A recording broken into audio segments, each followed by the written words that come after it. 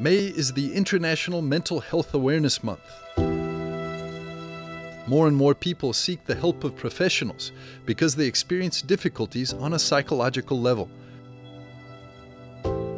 New research now shows that this would probably not be necessary at all if people would practice one of the core Christian concepts more regularly: forgiveness.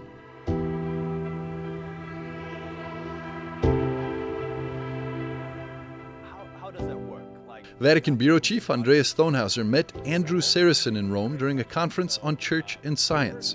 The president of the Templeton World Charity Foundation explained why he sponsored research into forgiveness and how it can help us all to lead better lives.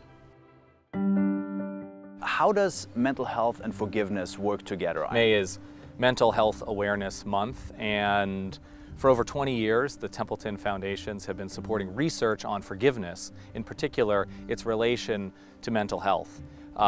Forgiveness is a process of the head and the heart that takes a trauma or a hurt and converts a negative feeling, thoughts, and actions, converting that into positive thoughts, feelings, and actions. So I think of forgiveness as a psychological miracle, moving from negativity to positivity. Very little is heard about forgiveness, but actually this concept is also on a scientific basis where you say, no, this is something we need to focus on. The research shows that forgiveness is as important as pharmaceuticals when it comes to preventing anxiety and depression. In fact, if we could have a pill that gave you the same benefit for your mental health as forgiveness does, it would be licensed and sold in countries around the world.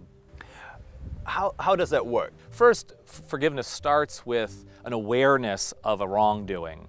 And so it's a cognitive thing that happens in your brain.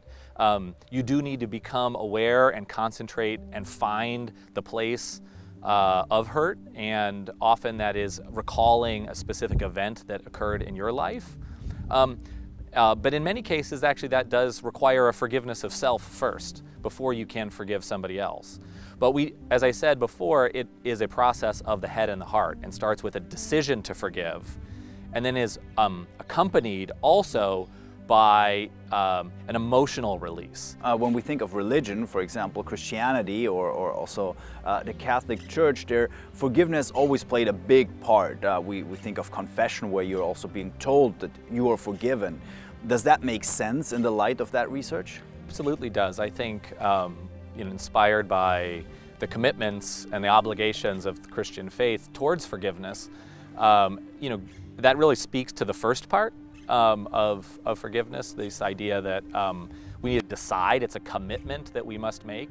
But you bring up penance and confession, and often penance is something that has a bodily element. You need to say the rosary, you need to speak the words, you need to visualize the wrongdoing that you've done. Even the act of speaking it to somebody else is a very much embodied thing. And within the scientific community, do you find there great openness to that kind of concept?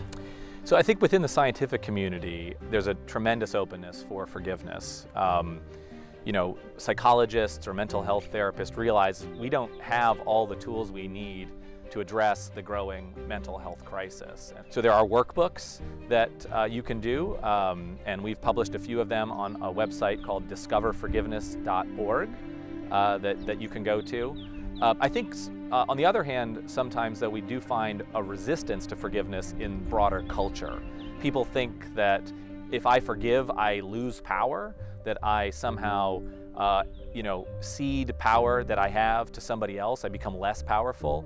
Also, some people think that when I forgive, I lose the ability to pursue justice. And the fact of the matter is that, again, research shows that I don't. You actually gain power, you gain agency and a sense of control over your own life when you forgive. And similarly, you are able to pursue justice independently.